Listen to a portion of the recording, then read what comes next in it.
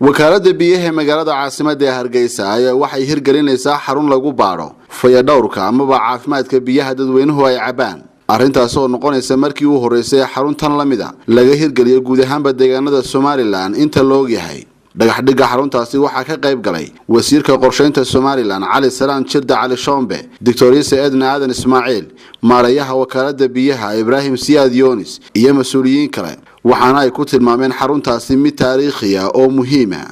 mashruucan faa'iidadiisu waxay tahay noloshu waa biyuhuna waa nolosha sidoo uu ogsoonahay biyaha Hargeysa imika yimaadeen kuwa mustaqbalka iman doona aad ku farbaadba waa la ogyahay quality oo biyo aad u fiican hadana waxa daruuri ah mar hadii biyihii nolosha yihiin in markasta la jeegarayo maalin walba la jeegarayo halkii ka soo baxayaan la jeegarayo halkii ku soo dhacaan la jeegarayo halka ugu dambeeyay sooska halka qolku ka furanayo qasabada gurigiisa la jeegarayo marka waxa qorshahaygu ahaa anagoo la kaashadna wasaaradda qorsheynta qaranka iyo horumarinta Somaliland in Hargeysa yeelato laab casri ah oo wakaalada biyaha Hargeysa jeegarayso ilaahay baan ugu guuleeyay mashruuca in badan baan hawshiisa ku jirnay waxa maanta halkan u joognaa dhagax dhigiisii. sidoo kale waxa halkaasi ka hadlay Dr.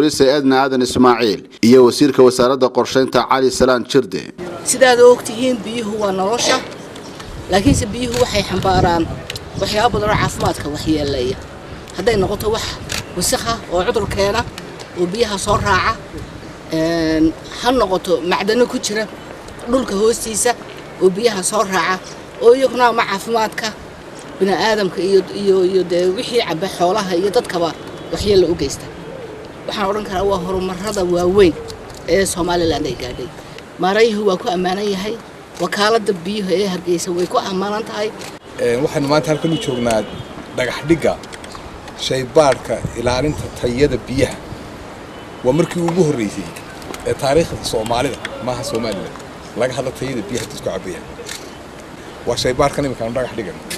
wasiir Cali Shombe ayaa sidoo kale waxa uu sheegay in xukuumadda Somaliland ay u qorsheysan tahay albaabada in loo laabo warshadaha biyaha soo saara hadii ay ku fashilmaan marka la hubiyo tayada iyo caafimaadka biyaha ay soo saaraan. kuma koobnaanayo biyaha wakaalada biyuhu kaliya warshadaha biyaha soo saara ayaan iyaguna u sheegay ha ku sii tala galaan shaqaalaha laabku iyagoo kitkooda sitay ku imanayna sambalka ka soo qaadeen warshadii quality-ga iyo standardka loo sameeyay ka soo bixi weyda waa laga xiriyaa dadka la sameyn maayo waa laga badbaadinayaa dadka shirkadii biyo wanaagsan oo tayo la soo saaro iyadu laabkeeda samaysan weyda waxaan idinkula sii talinayaa inaad laababkiina samaysataan warshadaha biyuhu oo biyihiina quality controlka idinku ku sii samaysaan inta wakaalada biyaha Hargeysa idin waxaan u mahadnaqayaa wadamada inaga caawiyay oo qolada sanduuqa SDF ee horumarinta sanduuqa horumarinta Somaliland. dawladaha gobolka Geeska Afrika ayaa talaabooyin kuwan la mid ah hore u qaaday. tusaale ahaan dawladda waddanka Kenya ayaa sanadihii la soo dhaafay waxa albaabada ay u laabtay ilaa 30 warshadood oo kuwa biyaha soo saara kadib markii laga dayriyay xaaladda caafimaadka biyaha ay soo saaraan taasi oo keentay in laga hortago caafimaad darrada bulshada soo wajahda. Cabdishakuur Dayib Maxamed, Home Cable TV, Hargeysa.